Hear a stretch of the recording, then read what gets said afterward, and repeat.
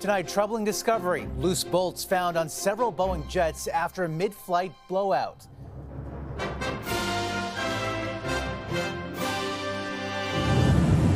The missing plane part lands in a teacher's backyard. We found the door plug.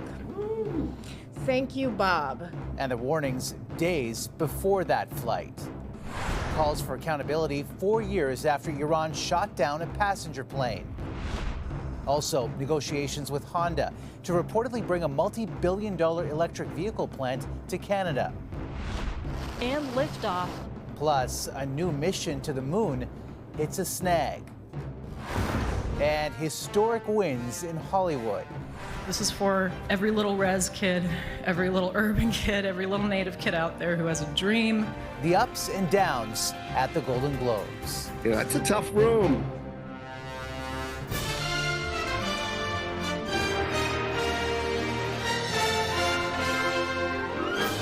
CTV National News with Omar Sachedina. Good evening, everyone. After a terrifying incident midair, Alaska Airlines revealed late tonight that it found loose hardware on other Boeing 737 MAX 9 planes. And it's not the only airline reporting problems. United revealing inspections of its aircraft have found instances of bolts that need tightening in the door plug, the same piece that blew out of the side of an Alaska Airlines MAX 9 on Friday, landing in a teacher's backyard. The 30-kilogram part recovered by the U.S. National Transportation Safety Board today. CTV's Joy Malbin on the investigation and the warning signs. Federal investigators combing through that damaged Alaska airline plane after a large chunk of metal blew off the Boeing 737 MAX 9 while in mid-flight over Oregon. Force strong enough it ripped open the cockpit door, twisted the seats, and tore cell phones from people's hands. A terrifying 26-minute ordeal for passengers on board. I was starting to text my girlfriend, my mom, my other loved ones, and didn't know if I was going to make it. All 177 passengers did make it. Friday's near disaster left a gaping hole behind where a refrigerator-sized door plug once was. It ended up in the backyard of a teacher's home. The door plug and said he found it in his backyard.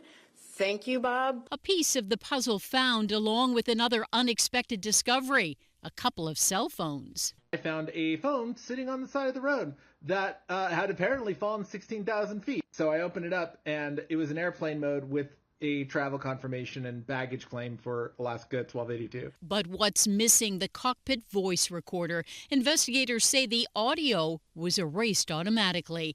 And it turns out there were concerns about this plane. Pilots noticed warning lights for cabin pressurization, and it came at least 3 times in the weeks before. There was a decision by Alaska Airlines that prevented that plane from being flown to Hawaii over water, so that it could, if some light did illuminate, it could return very quickly to an airport. And now another airline, United, since inspecting its Boeing MAX 9 jets, says it has found loose bolts on several of its planes, saying in a statement, "We have found instances that appear to relate to installation issues in the door plug, for example, bolts that needed additional tightening." Tonight, Boeing issued a statement saying it's committed to address all safety concerns and regrets the impact that this has had on its customers. Omar? All right, Joy, thank you.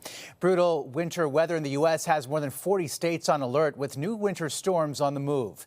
Drivers in the U.S. Northeast struggled in the snow with an SUV skidding towards a police cruiser and narrowly missing it. And blizzard conditions to the south, whiteout conditions in Texas and Kansas shut down some highways. And a blast of winter hit BC's lower mainland after months of mild temperatures. Parts of the province inland could get up to 50 centimeters. And parts of Ontario and western Quebec can also expect major storms, between 20 to 40 centimeters in the forecast. There was a new tally to the cost of extreme weather today. The Insurance Bureau of Canada says insured damage for severe weather events reached over $3.1 billion in 2023. A large portion of that, $720 million, caused during last summer's wildfires in the Okanagan and Shuswap in British Columbia. Last year was the fourth most expensive weather year. I can feel the heat here. This is insane. 2016 still tops the list. The Fort McMurray wildfires in Alberta contributed to a national toll, resulting in nearly $6 billion in damage that year. One of the world's largest automakers is reportedly eyeing Canada to make a multi-billion-dollar investment to build electric vehicles, following other large manufacturers receiving government subsidies to do the same. Here's CTV's Annie Bergeron-Oliver on the speculation of a major deal. Nearly 40 years after Honda opened its first Canadian plant, the Japanese automaker is reportedly looking at investing more than $18 billion to build its first electric vehicle plant in Canada. They know if we're going to electrify, you need those critical minerals. And the abundance of the critical minerals needed for those batteries are found in Ontario and Quebec in ways in which is not true for anywhere else in North America. Honda currently makes about 400,000 gas-powered cars every year at its plant in Alliston, Ontario, and many are sold in Europe, where demand for electric vehicles is rising. The automaker says in a statement that in order to achieve our 2040 electrification target of 100% electrified vehicles, we are considering various options to increase local production capacity. The prospect of a new EV plant in Canada has federal government officials talking to representatives from Honda. The mayor of Alliston and surrounding area says the pitch is simple. You provided thousands and thousands of jobs, thousands of spin-off jobs. We would like to have you here. We want you here. We'll work with you. Last year, Canada and Japan agreed to work more closely on battery supply chains. And since then, Canada set a target of having all new vehicle sales net zero emissions by 2035. To help reach that goal, Ottawa gave Volkswagen and Stellantis worth up to $28.2 billion in subsidies to set up new battery plants in Canada. Both are expected to be up and running within the next 3 years, but it's estimated they will both have to operate for 20 years before Ottawa makes its money back. It would be a huge win for Canada, but it would be a huge cost as well. Honda is currently spending hundreds of millions of dollars to retool some of its plants in Ohio in preparation for what the company calls the electric era. The industry minister's office says federal government representatives are engaging with Honda, Omar, on an ongoing basis. All right, Annie, thank you. Manitoba is pledging $12 million to improve a highway intersection in the province, the site of one of the deadliest bus crashes in Canadian history. Today, grieving families met with the Premier to discuss options to make the intersection safer, but it could take 2 years before any of them is implemented. CTV's Manitoba Bureau Chief Jill Makashon reports. You'd never know this is where so many died. A Manitoba highway intersection that looks like hundreds of others, but changes are coming. We are going to do the safest thing when it comes to the future of this intersection. It was mid-June when a minibus carrying 25 people crossed from a 2-lane provincial highway into the 4 lanes of the Trans-Canada. 17 died, most of them seniors, mothers and fathers, grandparents. Claudia Zerba, a woman who loved life and lived for her family, was among those killed. My mom was on that bus, I don't know why. So were all those other people. And changes have to come. Police continue to investigate the cause, but today, nearly 7 months after the crash, the province is releasing 3 options to make the intersection safer. A roundabout, a widened median intersection, or R-cut, or reduced conflict intersection. Widely used in the United States, the R-cut prohibits drivers from crossing at the T of the intersection and forces them into a U-turn lane. Traffic lights here are not seen as a safe option. Last summer, just over a month after the bus crash, this intersection was the scene of another terrible accident, a 3-vehicle collision that sent 3 people to hospital seriously injured. After that, the province installed rumble strips near the intersection and new signs. One expert says the safety investigation into the bus collision should be done at a national level, similar to how air and rail accidents are investigated. We're going to learn from it, and we're going to be in a position to update our laws and regulations in Manitoba and in every other province. For a daughter still trying to understand why the crash happened, Adrienne Zerba believes the changes coming will help keep others safe. It does give me some peace of knowing that they're working their hardest to do this.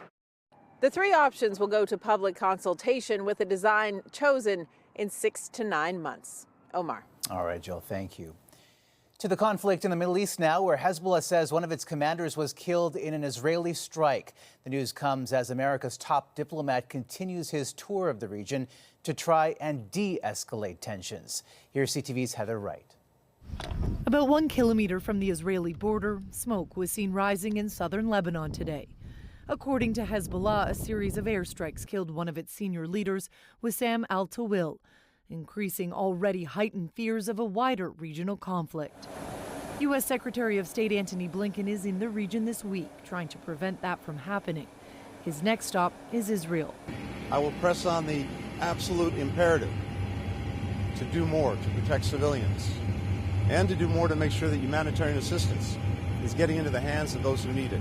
He has a very tricky agenda here in order to keep this from making a splash into a much wider conflict, while at the same time assuring each set of allies that he's really on their side.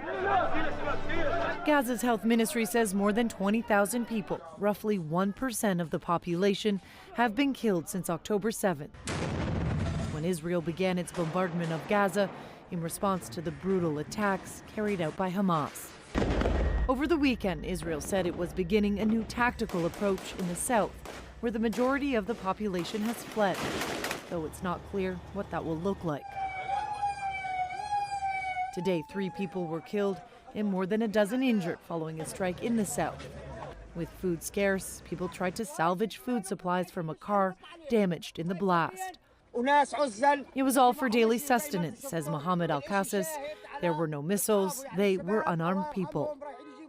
With Israel saying it is shifting tactics in Gaza, family members of those still being held hostage are demanding the government prioritize their release. The IDF says military activity will not end until they are free. Omar. All right, Heather, thank you. Prime Minister Justin Trudeau said today his government is examining options to list Iran's Islamic Revolutionary Guard Corps as a terrorist organization 4 years after it shot down a passenger jet taking off from Tehran, with dozens of Canadians and permanent residents. Today, families of those who died in that tragedy gathered to remember. CTV's Kevin Gallagher reports. Amir Moradi, 21. Each name read aloud at this vigil is a reminder for grieving family members of justice denied. 4 unbearable years have passed from a crime that is unprecedented in the history of aviation. 176 people on Flight 752 were killed when Iran's Revolutionary Guard shot the Ukrainian airliner out of the sky over Tehran. Most of the passengers were en route to Canada, including Mural Gurjanpour's husband, only 3 days after their wedding. Believe it or not, it gets harder because I miss him every day more than the day before. Iran says its 2 missiles were fired mistakenly over fears the plane was a hostile target, while tensions were high with the United States. Today, the Prime Minister told families Canada will push Iran for accountability. We will continue our work, including continuing to look for ways to responsibly list the IRGC as a terrorist organization and explore any and all other options. Those hopeful cheers come after victims' families have asked the government to call the powerful paramilitary group a terrorist organization for years, as many say they faced intimidation and harassment from the IRGC. They smell weakness in your legislation, they're going to come in, and they're going to take advantage of that.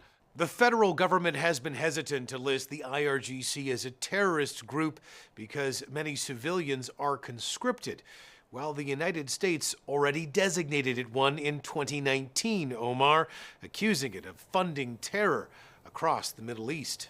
All right, Kevin, thank you. An explosion at a Texas hotel caused significant damage and left 21 injured. Large chunks of the historic structure, including windows from 2 floors, were ripped off by the blast. The plume of smoke even soaring past the high-rises. Many people were trapped inside the Sandman Signature Hotel before rescuers arrived. We did extract several people from the basement that weren't able to get out on their own. It's unclear what caused the blast, but fire officials believe it was a gas leak. Coming up. I'm not changing or modifying the sentence I was in the process of imposing last week. A flying felon and the judge he attacked meet again. Plus, a critical setback for the first commercial moon landing.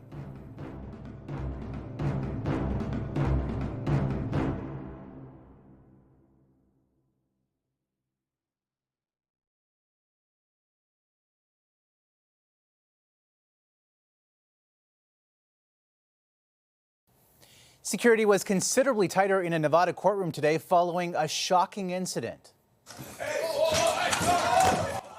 A man who attacked a Las Vegas judge last week was back in the court to face the same judge for sentencing in another case. Only this time he was in shackles and flanked by a group of officers. The judge handed him up to 4 years in prison for attacking a person with a baseball bat last year. He lunged at the judge last week after trying to convince her he was trying to turn his life around.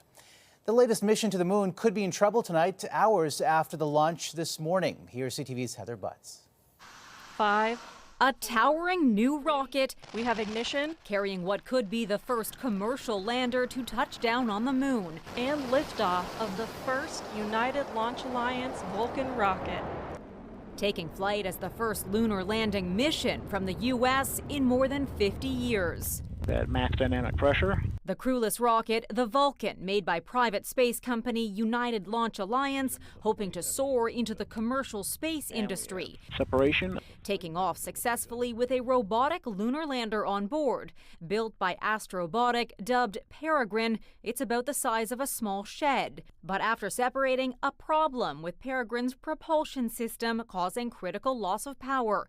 The company said it was assessing alternative mission profiles, suggesting a moon landing may no longer be achievable. And tonight, the first image from Peregrine in space, showing what the company says is a first visual clue pointing to the propulsion issue. Adding, nonetheless, the spacecraft's battery is now fully charged. We are performing as many operations as possible. If the mission is successful, NASA has many experiments on board. This is going to be our first chance to go back and really make those measurements that really touch the surface and see what's really there. Peregrine is also carrying ashes and DNA of 70 people, including Star Trek creator Gene Roddenberry. This is almost full circle in my mind. You know, my father created this show talking about going where no one has gone before, about a crew, about people, about humanity getting out into space and exploring.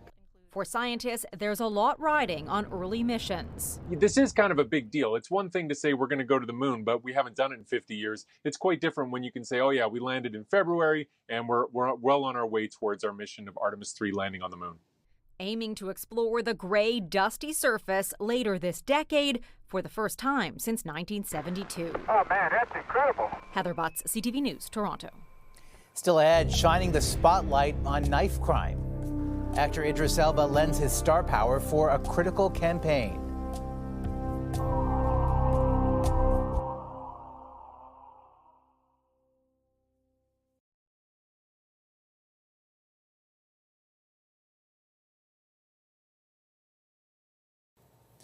Actor Idris Elba is urging the British government to immediately ban machetes and so-called zombie knives to stop teen killings in the UK.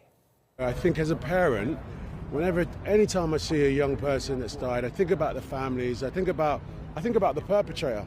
I think about the disruption that it offers to our entire country, and it breaks my heart. The Wire stars staged a symbolic protest, standing with piles of clothes that represent lives lost to knife crimes, which are increasing. Elba also released a new single calling for action. Enough is enough. How many used to die the sword of England? The British government announced plans to impose a ban last year, but it hasn't yet become law. Soccer fans in Germany and around the world are mourning the legend of the sport. England's captain Bobby Moore on the left with the German captain Franz Beckenbauer. Franz Beckenbauer won the World Cup for Germany both as a player and as a coach. He also captained Bayern Munich to 3 European titles before teaming up with fellow superstar Pelé on a pro team in New York. Beckenbauer was 78 years old. And one of the most lucrative sporting partnerships in history has ended. Tiger Woods and Nike announced today they are parting ways after nearly 3 decades. Woods first sported the swoosh when he turned professional as a 20-year-old and signed multiple more deals with Nike over his career, totaling reportedly more than $500 million. Woods didn't explain why the relationship was being severed, but in a note called himself fortunate for the partnership and promised there will certainly be another chapter. And a maritime couple have a new story to tell after rescuing a stranded moose. And I thought I had seen something on the corner of my eye. So I told my husband, I said, I think there was a moose on the river, like on the ice. Jolene Lavoie and her husband Claude were driving past a river in rural New Brunswick when they saw the animal flat on the ice and unable to stand. Lavoie's husband was joined by 2 peace officers who used a strap to pull the moose onto the riverbank where it rested for a while before going on its way. After the break, golden moments, Hollywood highlights, and the big win for diversity.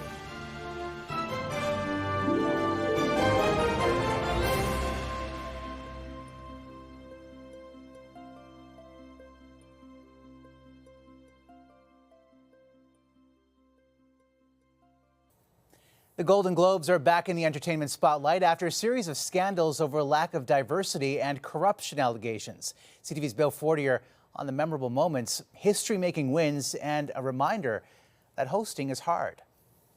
The Golden Globe goes to... In the first round of the award season Barbenheimer battle, Oppenheimer came out on top. The historic biopic won 5 Golden Globes, including Best Drama. Thank you, Golden Globes. Well, I think that Oppenheimer is well on its way to dominating award season. Barbie had the most nominations with 9, but took home just 2. It is the best day ever. The film did pick up the new award for box office achievement. We made it for you, and we made it with love. Lily Gladstone spoke in her traditional Blackfeet language after becoming the first Indigenous person to win Best Actress in a Drama for Killers of the Flower Moon. This is for every little res kid, every little urban kid, every little native kid out there who has a dream. And Ali Wong and Stephen Yun became the first and second actors of Asian descent to win in their categories for Netflix's Beef. You started this. Still on the TV side, Succession won 4 Globes, including Best Drama, and Kieran Culkin won Best Actor, beating Pedro Pascal's performance from The Last of Us, shot in Alberta. So this is a nice moment. Suck it, Pedro. The Bear also showed its teeth, picking up 3 awards, including Best Female Actor Ayo Adebari, who recognized the unsung heroes. All of my agents and managers' assistants, to the people who answer my emails. Host Joe Coy took some jabs. Yo, shut up. For a performance some say fell flat. You know, that's a tough room. And it was a hard job, I'm not going to lie. Today, he blamed a lack of prep time. We just had 10 days to try and write something for this monologue. It was a crash course. This was the first Golden Globe since the scandal-plagued Hollywood Foreign Press Association dissolved. According to CBS, ratings were up by about 50% over last year. Bill Fortier, CTV News, Edmonton. And that is a snapshot of this Monday for all of us at CTV National News. Thank you for watching. Good night, and see you tomorrow.